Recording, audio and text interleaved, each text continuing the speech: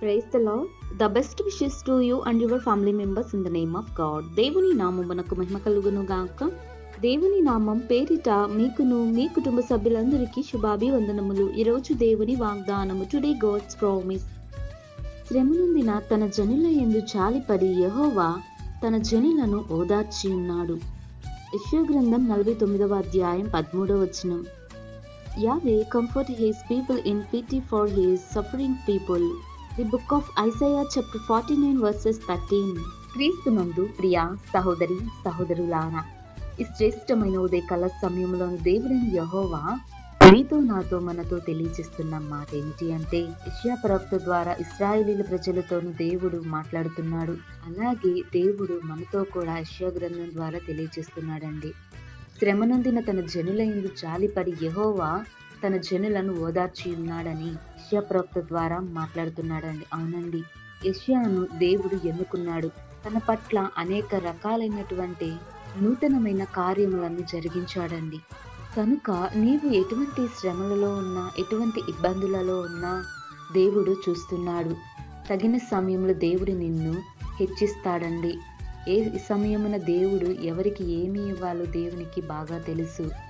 అంత తెలిసిన దేవుడికి మన పట్ల తన యొక్క ప్రణాళికలు అనేవి ఉన్నవండి. వాటిని బట్టి మనము దేవునిని ఆరాధించాలి, సంతోషించాలి, ఆనందించాలి. దిగులు పడకుండా దేవుని తట్టే తిరిగి దేవుని వైపు చూస్తూ కన్నులారా దేవునితో ఆనందంగా సంతోషంగా దేవునిని ఆరాధించాలి. ఆయనకు ప్రతి విషయములోనూ కృతజ్ఞతాస్తుతులను అర్పించి బిడ్డలంగా ప్రతి ఒక్కరూ ఉండాలి.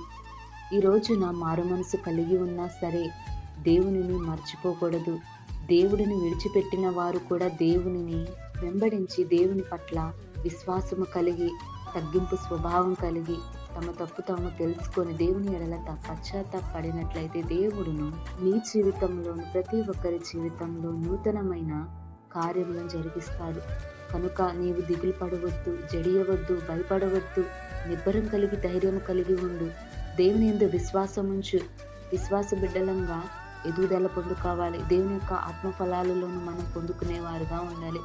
మంచి జ్ఞానమును కలిగి నడుచుకునే బిడ్డలంగా మనం అందరం జీవించాలి. కనుక శ్రమ నుండి, శ్రమలో ఉన్నావా, బాధపడుతున్నావా, ఎందు దేవుడు జాలిపడుతున్నాడండి. ఇశ్రాయేలీల పట్ల దేవుడు ఏ విధంగా జాలిపడి ఉన్నాడో, శ్రమలలో ఉండి వారిని ఏ విధంగా లేవనెత్తాడో, అదే విధంగా దేవుడు మనలను లేవనెత్తి మనలను ఓదార్చి తను మనలను ఆదరించి బిడ్డలను ఎన్నటికి విచ్చే దేవుడు కాదు గనకనే దేవుడు ఈ రోజున మన పట్ల అనేకమైన కార్యాలను జరిగిస్తున్నాడు.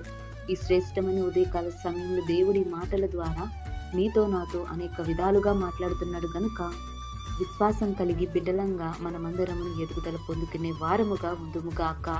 దేవుడి వాక్కును మనందరి జీవితాలలోనూ జరిగించునుగాక. ప్రార్థన.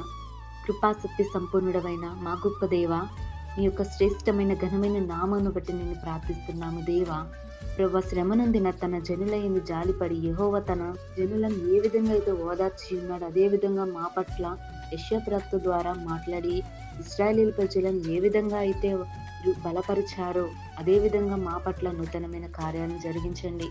వారిని విడిచే దేవుడుగా కాకుండా వారి పట్ల జాలి కలిగి ఉన్నావు. అందును బట్టి స్తోత్రాలు. ప్రభువా, ఈ రోజుల్లో మేము ఎలా జీవిస్తున్నాము దేవా? మేము శ్రమ నొందిన బిడ్డలంగా ఉన్నప్పటికీ ప్రభువా, అనేక విధాలుగా సాతాను శోధకాల పట్ల అనేక సార్లు పడిపోతున్నారు దేవా. దయచేసి మా పట్ల వాక్యం వింటున్న ప్రతి ఒక్కరి జీవితాలలోనూ వారిని పట్ల జాలి కలిగి దేవా, నీ యొక్క శ్రేష్టమైన మేలులు నీ యొక్క కృపతో ప్రతి ఒక్కరిని కాచి కాపాడి సహాయం దయచేయమని యేసయ్య అతి పరిశుద్ధ నామమున ప్రార్థిస్తున్నాను దేవా. ఆమేన్.